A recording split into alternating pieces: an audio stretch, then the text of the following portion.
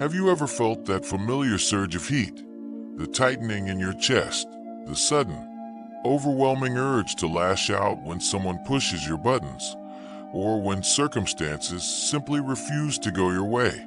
What if I told you there's a profound, almost secret way to transcend these automatic reactions, to reclaim your inner peace, not by suppressing your emotions, but by understanding them at their deepest, most powerful roots? We live in a world that constantly tests our patience, our tolerance. Traffic jams, frustrating colleagues, unexpected setbacks, the triggers for anger and upset seem endless. And the common advice often falls short. Just calm down. Don't take it personally. But these only scratch the surface. Today, we're not talking about superficial fixes. We're diving into the revolutionary insights of Carl Jung, a man who mapped the hidden landscapes of the human mind to reveal the true key to emotional mastery. Jung didn't offer quick-fix solutions. He offered a path to profound self-discovery. He wouldn't tell you to ignore your anger. Instead, he'd invite you to do something else entirely, something that transforms your relationship with every single emotional challenge you face. If you're tired of being at the mercy of your reactions and ready to unlock a new level of calm and control, stay with us. The profound wisdom Jung left us points to a powerful truth. Our most intense emotional reactions are rarely just about the external event. They are often echoes from a deeper, less conscious part of ourselves, reverberating through our present experience. Jung introduced us to the vast, unseen ocean of the unconscious mind, a repository of everything we've experienced, felt, learned, and even inherited, that lies just beneath the surface of our awareness. He taught that understanding this hidden realm is the first step to true emotional liberation. Think about it. When someone's words feel like daggers, or an unforeseen problem sends you into a rage, your immediate instinct might be, "They or this made me angry." But Jung would gently challenge that. He would ask, what within you is resonating with this external trigger? What unaddressed feeling? What old wound? What hidden aspect of yourself is being activated right now? This question shifts the power back to you. This leads us directly to one of Jung's most pivotal and often misunderstood concepts, the shadow. The shadow isn't some sinister, evil entity within you. Instead, it's the collection of all the qualities, impulses, and aspects of ourselves that we've disowned, repressed, or deemed unacceptable. It's the parts of ourselves we don't want to see, perhaps our jealousy, our vulnerability, our selfishness, our capacity for aggression, or even our unrecognized strengths. Because we find them uncomfortable or socially undesirable, we push them down, out of conscious awareness, pretending they don't exist. Now, here's where it gets truly fascinating and deeply practical. When we encounter something or someone out there that embodies a quality that belongs to our own unacknowledged shadow, it often triggers an intense, disproportionate emotional reaction. The very trait you despise most in another person, their arrogance, their laziness, their controlling nature, might be a mirror reflecting a disowned part of your own self.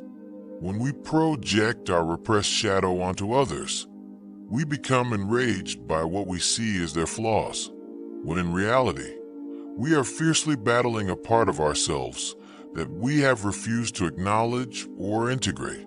So the first transformative step of doing this is radical self-inquiry and awareness. The next time anger or intense upset flares, pause. Instead of immediately reacting, lashing out, or internally fuming, consciously ask yourself, what part of me is feeling threatened right now?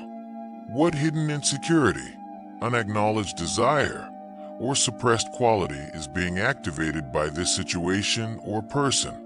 This isn't about blaming yourself. It's about an incredible act of self-empowerment.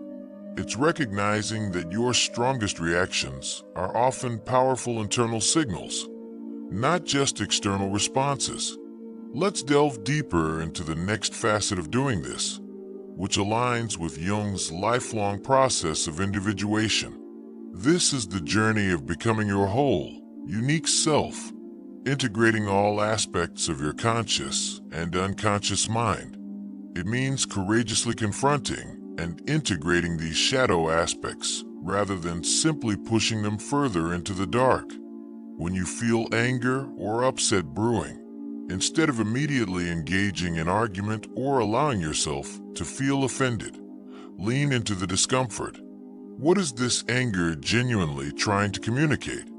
Is it a clear signal that a personal boundary has been violated and needs to be asserted? Is it a call for self-respect?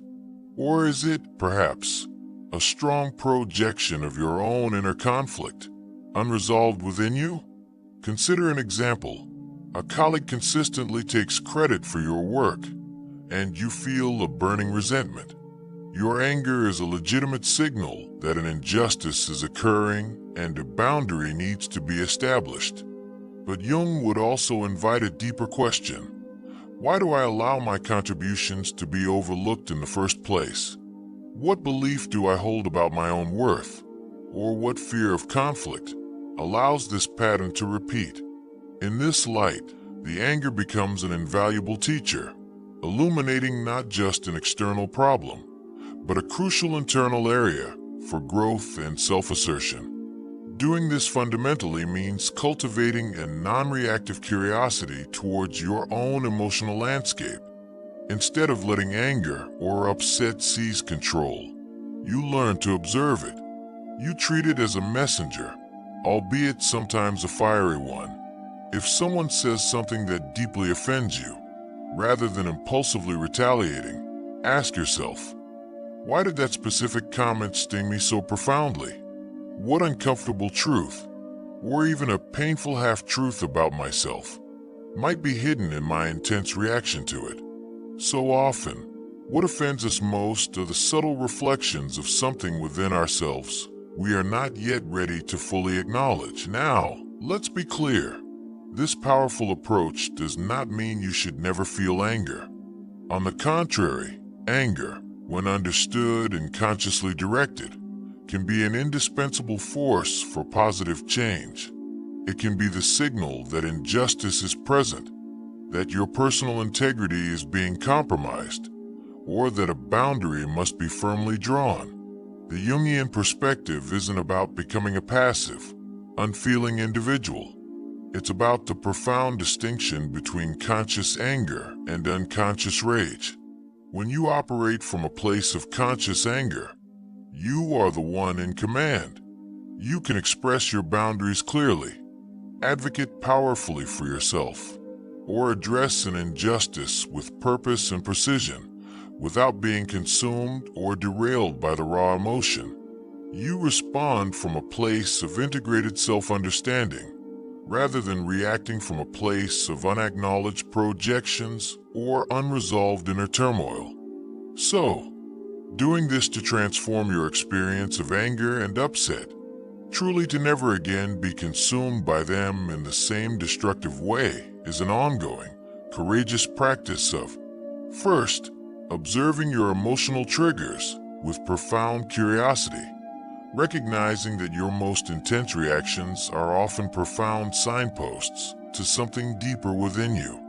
Second, integrating your shadow, bravely acknowledging, understanding, and making peace with the disowned, uncomfortable parts of yourself.